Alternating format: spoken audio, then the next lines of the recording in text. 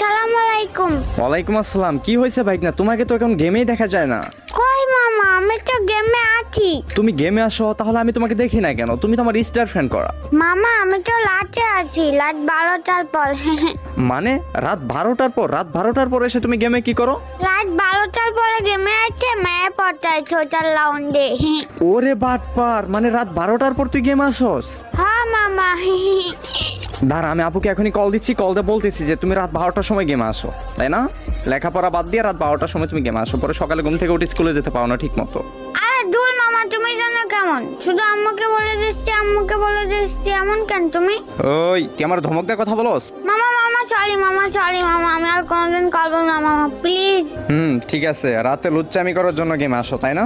মামা আমি তো পিচ্ছি বাবু, আমি এই বয়সে দুষ্টামি করবো ছাড়া কোন বয়সে করবো মামা? হ্যাঁ তো দুষ্টুমি করে যেন আবার লিমিট ক্রস করো না। আচ্ছা মামা।